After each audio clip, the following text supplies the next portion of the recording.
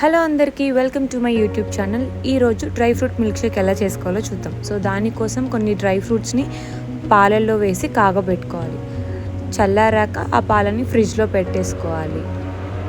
ఇలా కూల్గా ఉన్న పాలని నేను ఒక మిక్సర్లో జార్లో తీసుకున్నాను. నేనైతే ఇందులో డ్రై ఫ్రూట్స్ వచ్చేసి డేట్స్, జీడిపప్పు, బాదం, కిస్మిస్ ఇవన్నీ వేసుకున్నాను. మీరు మీ దగ్గర ఉన్న డ్రై ఫ్రూట్స్ వేసుకోవచ్చు. డేట్స్ అనేవి మ్యాండేటరీ, సో స్వీట్నెస్ అనేవి డేట్స్ వల్లనే వస్తాయి. షుగర్, హనీ ఏమి యాడ్ చేయం మనం. నేను కొన్ని బ్లూబెర్రీస్ని యాడ్ చేస్తున్నాను. యాడ్ చేయకుండా అయినా మిక్సర్ వేసేసుకోవచ్చు డైరెక్ట్గా. నేను కొన్ని బ్లూబెర్రీస్ని యాడ్ చేసుకుంటున్నాను. It's completely optional. And 1 scoop of ice cream వేసుకుంటున్నాను. ఐస్ క్రీమ్ కూడా ఆప్షనల్, ఉంటే వేసుకోండి లేకపోతే లేదు.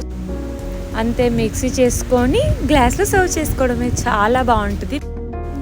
మీరు కూడా ట్రై చేయండి. Please do like, share and subscribe to my channel.